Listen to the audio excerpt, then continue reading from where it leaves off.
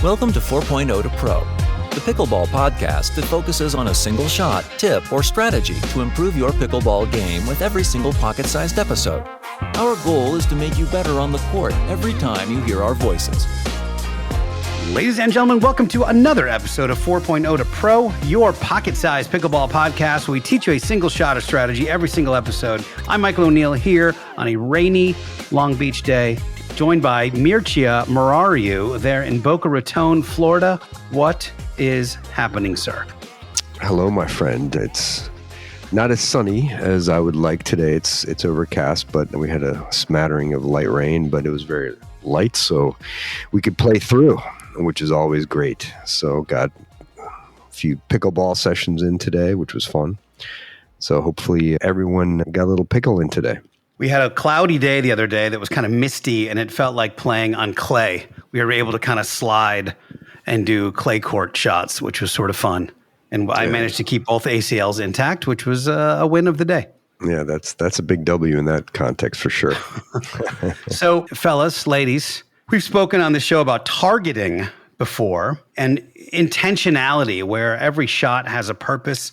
You're not just getting it over to the other person. And I'm going to aim the particular target of this episode at that like 3.75 to 4.5 player. And then Mircea, you can add some of your Mircea magic for that 4.5 and above player in this particular case. But I was watching a video, I think it was Shea Underwood, talking about his, whatever it was, 15 things he's learned in the last 4 years or something. And one of the tips that he gave was something that was a revelation for me in singles especially, which was the left foot and serving to the left foot. You and I have spoken on this very show about targeting left foot in dinks. And so I just thought, why don't we do a little show about the left foot and why it might be an advantageous thing to target, especially if you're new to targeting. Absolutely. And regardless of the target that you have, what's really nice about having a target, even if it doesn't work out well, when you have a target, it makes things more simple. And that really helps you, especially at critical moments. What you want to do at the beginning of the game is experiment with targeting. And then once you find a target that is beneficial in terms of setting up you and your partner to be up in the point, then you can focus on that particular target at critical times at like 8-all, 9-all, 10-all. And that makes things easier for you. So you don't have to go through multiple things in your head about, okay, well, I got to do X, Y, Z. So you pick one simple thing and it really streamlines your thought process and makes you much more efficient and hopefully improves your so-called quote clutch. I love that.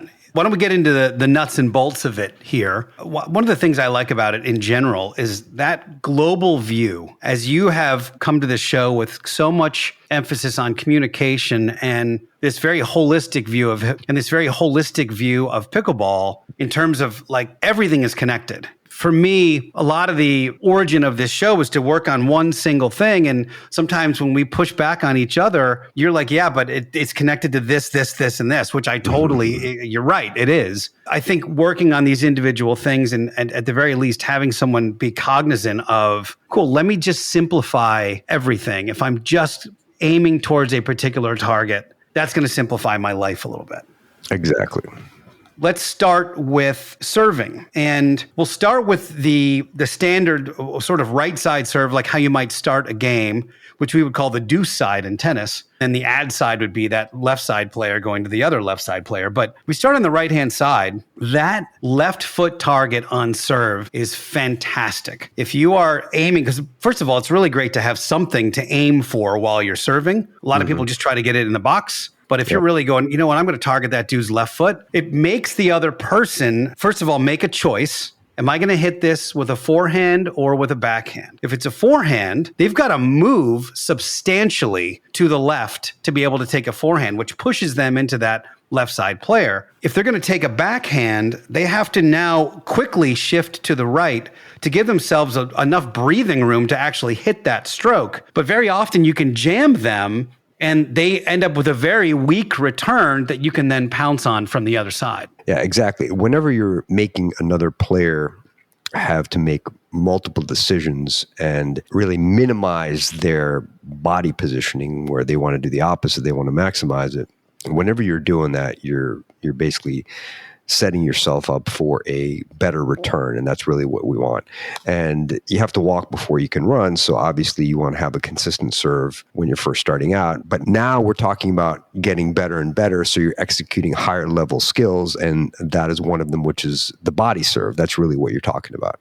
So you're not going out to the wings, which you can, and you're making them make some sort of decision. And one of the higher level things you can do is that sometimes the returner will adjust, and they'll adjust their court positioning. And then you can also adjust your court positioning by the pre-serve positioning. You can move out a little bit more to the sideline, or you can move a little bit more to the midline, depending on where you are. One thing I love for a drill for this, Mircea, is literally just throw a water bottle up in that service box near where that left foot would be, and get yourself a bag of balls and just start serving and try to see how close you can get to it. Yeah, it can be any target, but absolutely, that's one of the best drills that you can do. Now, if you're serving on the ad side, or you're on the left side serving to the other left side player, targeting that left foot is a little harder because it's going to be swinging out wide. But we're going to discuss that a little bit later in the show as some of the more advanced moves for this. And I will let you take that, Mircea. In the meantime, we always talk about targeting feet, certainly in the transition zone, is a very advantageous thing to do. If you can see their feet hit their feet, talk about how targeting their left foot in the transition zone can result in pop-ups and things like that. Yeah, definitely. Especially if you target the player's left foot that's on the right side. So you can go a little bit more middle or a little bit to the right, and that's a really difficult shot, especially if you are taking the ball in the middle. So say for the sake of argument, you're the player up at the kitchen, you're on the left side, your partner is returning, and as the other team is advancing in the transition zone, they would hit a third shot drop. Let's just say they're hitting something toward the middle, and you as the left side player take that ball with your forehand, assuming you're righty, of course, and then you target the right side player's left foot. So that's a really difficult reset. So you're really forcing them, putting pressure on them to hit a really difficult shot. So that's an excellent target. You can also do it to the left side player as well. And again, it depends on the skill set. So there are some caveats. There are definitely people that are a little bit better with their backhand in terms of resets. But most people, especially at the 4-0, 4-5 level, that really struggle with that backhand. The backhand is usually the weaker wing. So that is really a good target.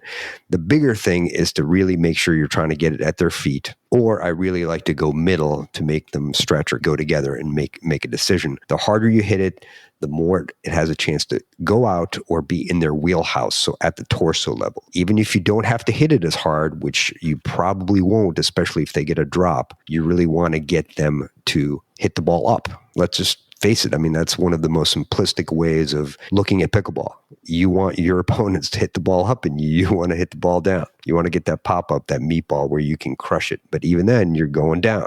I'm going to totally put you on the spot here with this question, but I think you'll be able to answer it. Do you think, if we had to look at a pickleball court in general, do you think the left foot of the right side player is, I know everything's situational, et cetera, but is it the best or one of the best places to hit a pickleball in a pickleball game? And here's my argument for it. The main argument is that it's confusing. It's at one player, but the other player has an easier chance at it. It's always going to cause confusion in terms of which player is going to take this particular ball. And if it ends up being the right side player that takes it at that with their left foot, it's definitely going to be a weak ball coming back. It's not going to be anything that they can do anything with. Michael, you had me at left foot, so that's a simple answer to your question. I do think that absolutely that's a great target to have, especially in certain contexts when you're dinking, which we're going to talk about a little bit, when you're coming up through transition, and also like the serve, like we talked about. So in multiple facets of the game, that is a really good target to consistently hit, especially if it keeps working.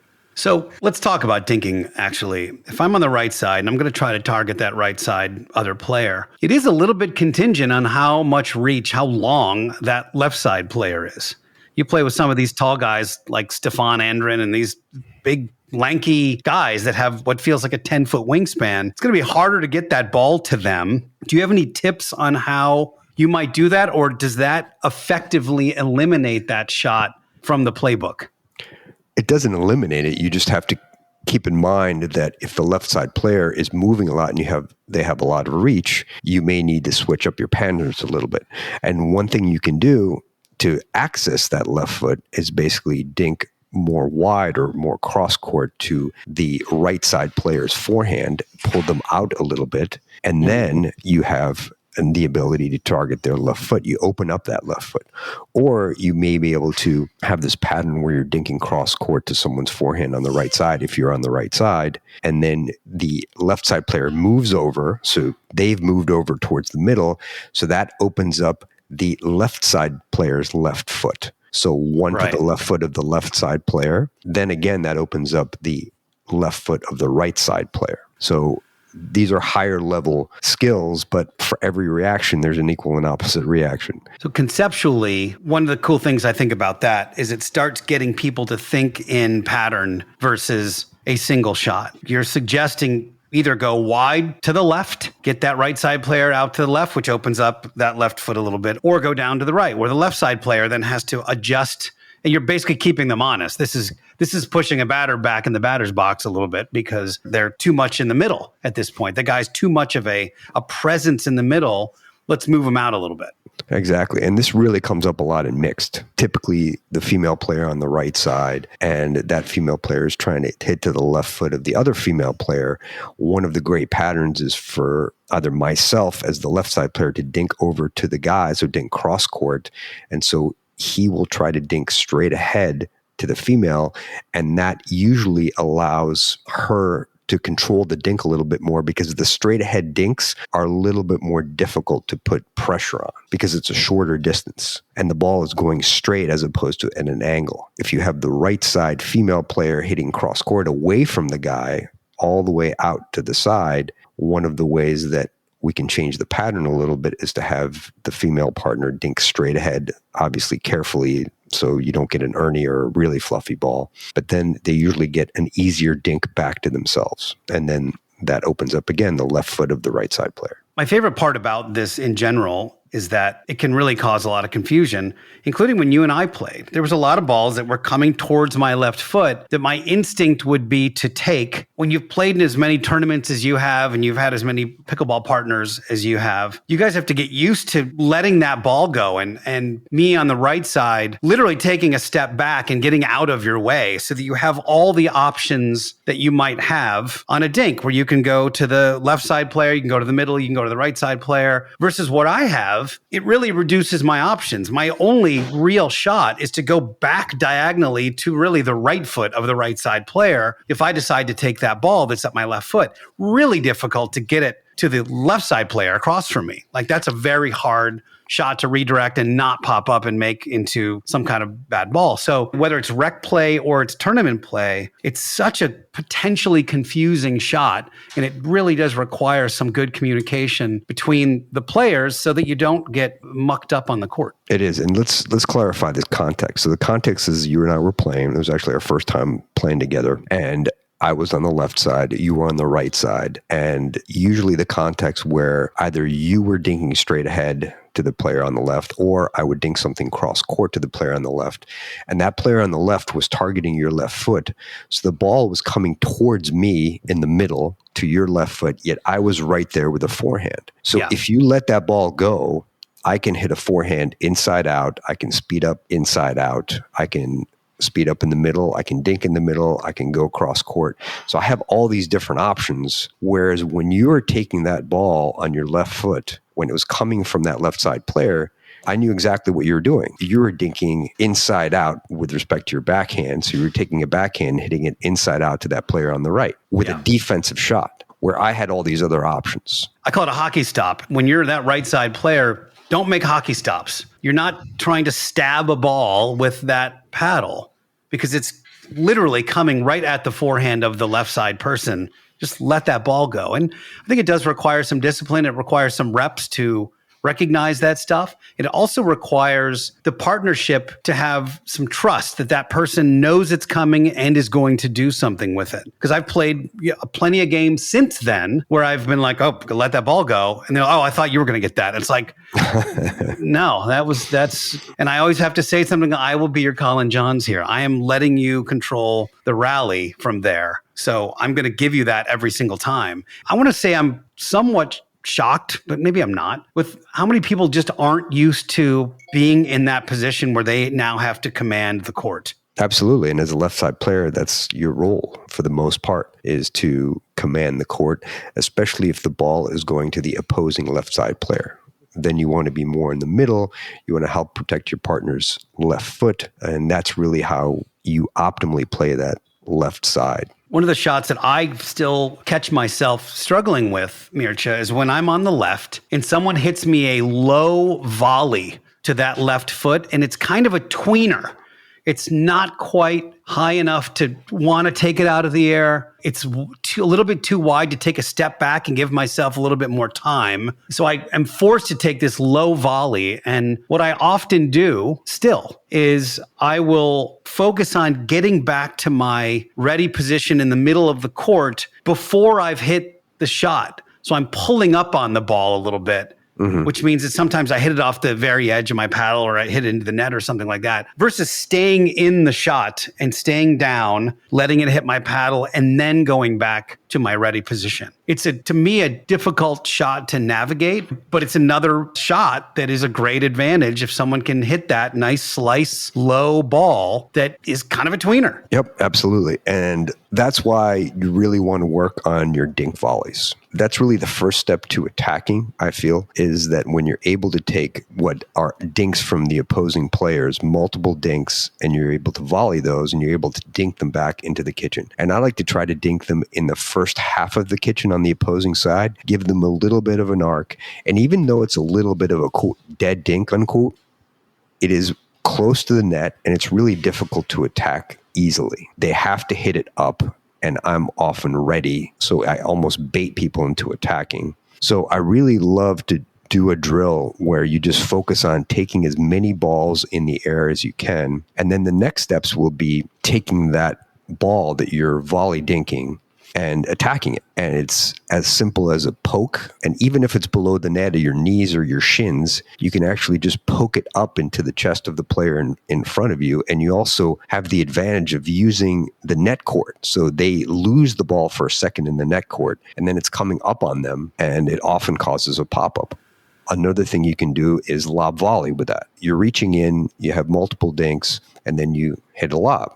The beauty of that is that all these things can look the same, but they only look the same if you set it up by repeatedly being able to dink volley. So my suggestion to you would be to work on that drill more frequently. I did this today with Ryan, one of the guys I train regularly, and shout out to him because he's been doing great at this, and he's also been spreading the word of the pod to his other partners. So that was kind of gratifying to hear. But anyway, like I said, it's one of the first steps of attacking. So one really good drill is you have one person directly in front of you, and you just dink and you try to take every dink in the air as much as possible. And you're basically making the kitchen shorter or smaller for the person in front of you. I think we should do a show on that sneak attack. I was just telling somebody about that the other day, where the tape of the net is hiding your paddle and they can't see it coming. It's not a hard shot, but it's a high shot. And they sort of have to duck for it. But when they duck for it, it lands 3 feet inside the court. It just is such a surprise to that person right across from you. But we should do a whole episode on that. Absolutely. Let's talk about really quick the caveat to serving towards the left foot while we're on the ad side. You're the left side player serving to the other left side player. And talk a little bit about targeting that left foot and what you do instead. Well, you can still target that left foot. I just feel that the angle is a little bit different. So you're serving from the left side to the left side. So if I'm hitting a body serve, I'm kind of aiming more from the right foot. So I'm aiming a little bit more for the right foot. Hopefully that will come in, let's say, on their right hip. So that will force them to move more to the left if they want to hit a forehand. So that pushes them out if they have to run around it. Or if they hit a backhand, they have to move. So you really targeting the body more than that left foot. I feel that the way that the angle is when you're serving from left to left, if you're going righty to righty, then that ball is going more to the person's backhand. So you're kind of making the choice for them. It's a little bit easier for them to just slide quickly and hit a backhand if you're aiming for the left foot. And also, players often adjust. When someone at a pro level, you'll see that they're often 8 to 10 feet behind the baseline because a lot of these guys and women now are getting bigger and bigger serves. They're using their serves more as a weapon. They're able to adjust more quickly. So if they adjust and you're targeting that left foot from the left side, it's a little bit easier for them to make that decision. So that's why I go a little bit more to the right, try to get it into their body. Yeah, I think that in general, the closer someone is to the baseline on return of serve, the way more difficult it is to handle a serve to their left foot. It's one of the things that you can neutralize by moving back as far as you can. And it also has the benefit of having your weight be moving forward into the court as you are returning the ball. So we've reiterated that if you play pickleball, you should have a foot fetish, and specifically a left foot fetish is a really good thing to have because it does foster some great advantageous responses from your opponents. Thank you, Mircea. You are a star that rocks, as always. Thank you, my brother. I appreciate it. Folks, you've now just listened to another episode of 4.0 to Pro. Hey, if you haven't already, we would love if you'd pop on over to Apple Podcasts or Spotify and leave us a rating and review. It really makes an incredible difference. We get a little algorithm love, and who doesn't want a little algorithm love? If you'd like to do that, you can go to 402p.com/Spotify or 402p.com/Apple, and that'll take you right to their respective pages, and you can leave those reviews. So thanks, guys. Go enjoy some pickleball. We'll talk to you very soon. Thank you for listening to 4.0 to Pro. For more tips, find us on Instagram at 4.0 to Pro. If you have a pickleball question, submit it at picklehelp.com. Now, get out there and dominate. But don't forget to have fun.